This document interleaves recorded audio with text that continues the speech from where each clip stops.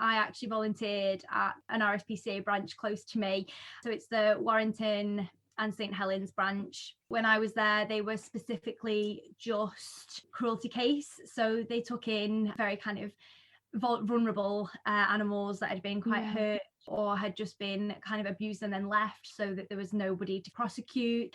So I worked within that, volunteering at first, and I loved it because I love the people that were there. You know, they were great, and it was so much fun to kind of work with the dogs and try and get involved with the training.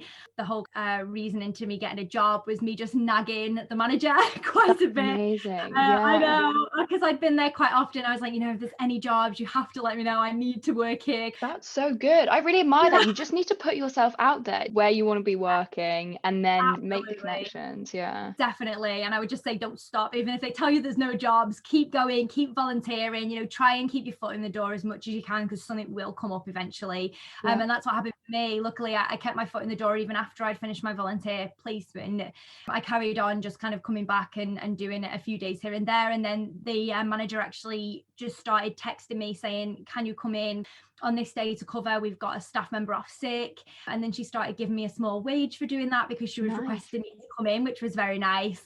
And then in the end, she got me a job. Unfortunately, the first job I got there wasn't actually animal based. It was in the office, but I was in the environment. I didn't mind. I was like, I will work towards this. It's fine. Yeah, that's such a good attitude though, because I think it does just come down to, you might not get the ideal job first time round, but so long as, like you say, you have the foot in the door, you can see the trajectory is going in the right direction. That's kind of the key thing.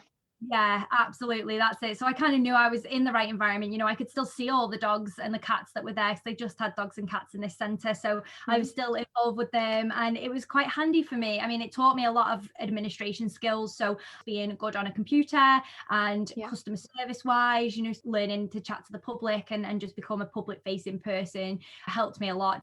So I was the administrator there for a while.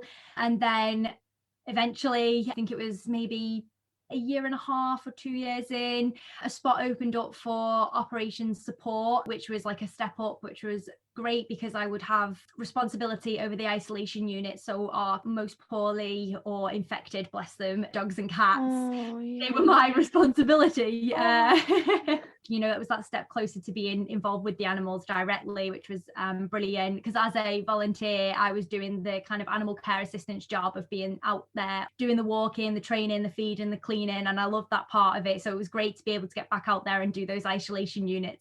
And I also had the admin side in with that as well. So I was doing kind of 50-50. It's a very small branch and it is very busy. It does get very hard to work balance everything, especially there's a lot more dogs and cats than there are staff members, and there's a lot of them to walk, fed, and so it can be quite hard to kind of get it all done. So it's definitely not a walk in the park. It is very difficult, and it can be very stressful.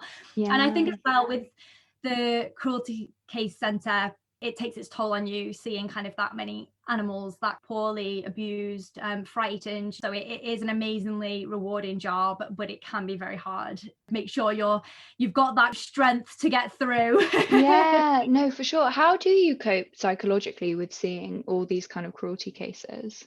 The way we kind of dealt with it in the branch was it was absolutely fine to get upset. You know, none of us judged each other, because they were such kind of hard cases, and sometimes you can't save a dog and it's not your fault. You know, they've come to you in such a bad way. We'll do whatever I can, but sometimes the vet says that they're in such a bad way, you know, we have to let them go. And I think those days are the absolute hardest, when you have to put an animal to sleep and you've done everything you can to try and save them, and it's not the staff's fault, but they take it on as their own kind of responsibility. You know, you feel like you failed that animal, even though it's not your fault. It's that person that's abused them or caused them harm. I think the person that's worked closely with them will go in and just be with them as well, and sometimes that helps, just being there and being able to say, like, you know, they had a familiar face when they were going, which was nice. So yeah, it can be super hard, but I think just talking about it with each other, having a cry is fine, and sometimes it feels better when you do.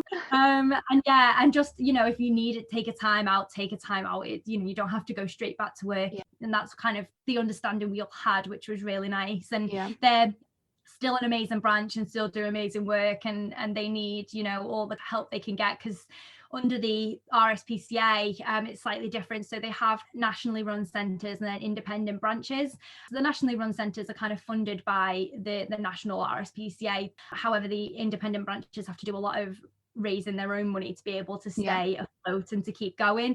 Which is where you were at, sorry. You were in an independent run. Yeah, perfect. Yeah. Thank you. So they get an income from the RSPCA, you know, for being a cruelty case centre. They get money for the kennels because they are cruelty case based.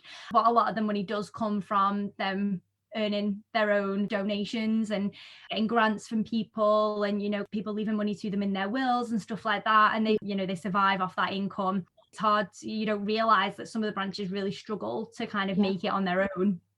Definitely. No, that's really interesting. So can you take us through an average week?